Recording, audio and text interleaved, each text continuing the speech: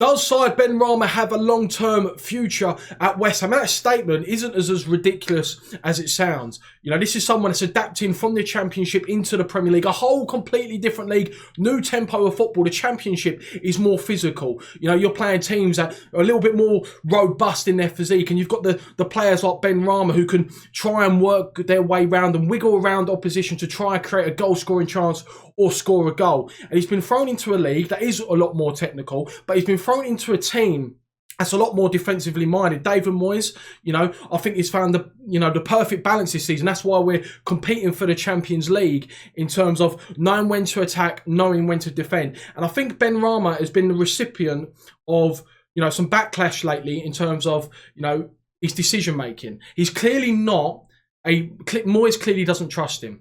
No, Moyes clearly doesn't trust him because throughout his West Ham tenure, we've seen with side Benrahma, he's been in and out of the team. He will go 4 or 5 games in the team and then we won't see him in the starting berth for 5 to 6 games. And he's going through that phase again now where he's not in the team and he's got to roll his sleeves up and prove a point to David Moyes that he can be a Premier League player, that he can be a good Premier League player for West Ham. And I've got no doubt in that eventually I think he will come good. However, there's something there that just isn't clicking. We know the qualities that Benrahma has. When he come on against Chelsea, we're going to talk about, obviously, his decision maker, but when he come on against Chelsea, Reece James was at right back, and this is an England international right back, possibly #1 England right back, competing with Kyle Walker in the European Championships. He does a couple of step overs. He does him on the outside. He puts a cross in on the left foot. Unlucky not to create a chance. But we know the qualities he has got. We've seen throughout this season the games against Aston Villa where he's playing on the left hand side. He drifts inside and he's playing combination play with Jesse Lingard, getting the ball in the middle of the park, trying to make things happen. And the wonderful assist that he made for Thomas Souček for that goal to put us 1-0 up at Villa Park. You got the goal against Fulham where it's the last minute of the game, we're drawing 0-0, and we spoke about decision making at the vital moments in games that can possibly affect the outcome of a result. And that decision to not try and bend the ball around the Fulham defender, but to lay the ball off into Thomas Souček's path, who's running onto the ball, side-footed into the back of the net for a 1-0 victory. And we spoke about decision making, and David Moyes has alluded it to side Benrahma that his decision making needs to improve. His game management, his ball retention needs to improve. And Said Benrahma, I think, has spoke out himself in an Algerian newspaper that he needs to be let off the leash to be given the best out of him, because this is someone who's got loads of flair. You know, we likened him to Dimitri Payet. You know, when we've seen clips of him and seen, you know, phases throughout his West Ham career, we're going, you know what, this guy can play. You know, Crystal Palace away, where he's getting the ball in tight situations, he's doing roulettes, Cruyff turns, past 2 or 3 players. He's got the ability to get past players in tight situations. And you want those players in the team, especially if we want to progress as a club, you know, and do better in the Premier League. We want those players that can receive the ball, you know, in tight situations, glide past a couple of players like the Eden Hazards, and I'm not liking them to Eden Hazard, but those kind of calibre of player who are very good at receiving the ball, you know, against 2 defenders, but some way wiggling their way out of it. And that's what Benrahma does. Yes, he hasn't scored a goal, but we've seen that, you know, he's got 5 or 6 assists this season. And when you compare that in terms of the players that have got loads of assists, Bowen, I think, has got like 6, 7, 8 assists. You got Cresswell, who's top of the assist charts. But those guys are taking set pieces. They're taking every corner. You see Bowen, he will take one corner. He will take a free kick from a certain angle on the pitch. When Cresswell's playing, he will take the majority of free kicks and corners because of his delivery. And a lot of Benrahma's assists have been through open play. Like I said about that Aston Villa, the awareness to know that Thomas Souček is running from deep to play that ball in between 2 Aston Villa defenders to score a goal.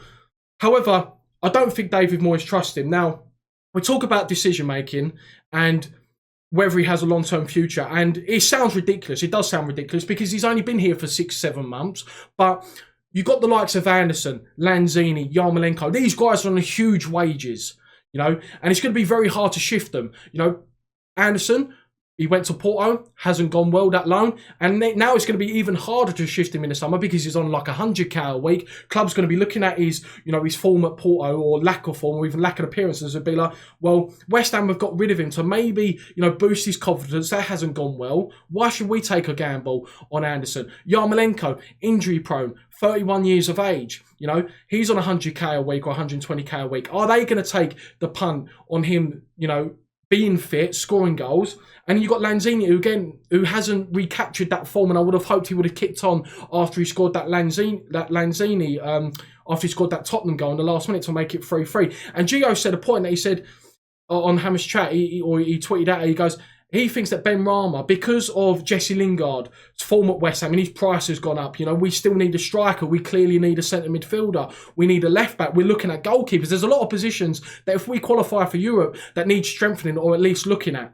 And Benrahma, there's a lot of talk whether he was actually a Moyes signing. Moyes apparently wanted Ibrahima Eze before he went to Crystal Palace, and we ended up with Saïd Benrahma. That we might take a hit on Benrahma because he still has a value to him. It will be a lot easier offloading Benrahma, so maybe a lower Premier League club, or a team that's just come from the Premier League, maybe a Norwich, maybe, I don't know, a Watford that may take a gamble on him, or a Newcastle or someone like that. It'd be a lot easier to offload him because he still has that value. And I don't want him to be sold because I like the player that Benrahma's got. But then, I understand his frustrations at a point, because has he had the sufficient game time in order to impress David Moyes? We see it, against Arsenal. I think he played very well against Arsenal in terms of creating chances, being able to receive the ball in the half-turn, combination play with Lingard. But then all three of Arsenal's goals come from that left-hand side where Lingard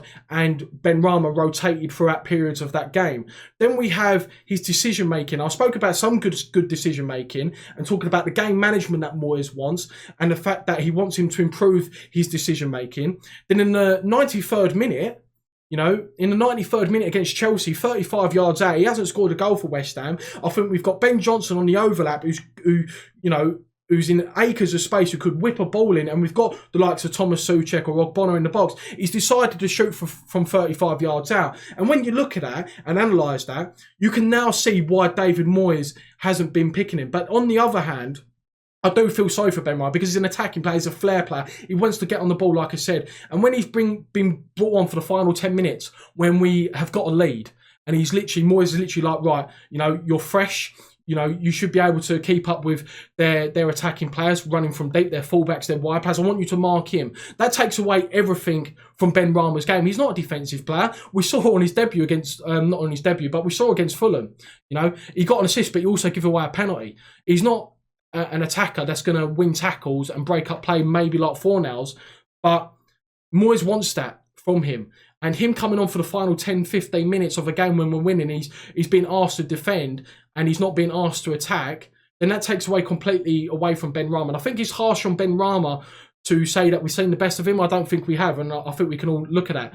But at the same time, it does make me question whether Benrahma actually has a long-term future at West Ham, because of the fact that it may be hard to offload some of the likes of Anderson, Yarmolenko, Lanzini. We've got a lot of deadwood at the club who are on a lot of wages or maybe injury-prone and just haven't got the form that would suggest that a Premier League club or someone from abroad will take the gamble on them. And I do think, if there was reports that, it was never a Moyes signing Benrahma, will he take that hit on Benrahma to bring in sufficient funds so he can buy Lingard on a permit? Because his price has gone more than what we actually anticipated when he first come in on loan, to get that striker, to get that left back, to get that centre mid cover. So that does make me question. Guys, in the comment section down below, let me know about Benrahma. Do you think he has a long-term future at the club? I think he's been harshly dealt with. I think he went through a fantastic phase of form, that Aston Villa, that Crystal Palace games, fantastic. But then at the first time of trouble, it does look like that Moyes looks at him and goes, you know what, I'm going to take him out of the team straight away.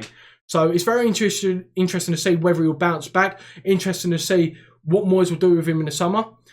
He should be given another year at least. But as Gio suggested, as each week goes by, I don't think that statement of, does Benrahma have a long-term future at West Ham, or can he be sold in the summer, is as ridiculous as it seems. Hit the subscribe button for more West Ham videos, and I'll catch you next time. See you later.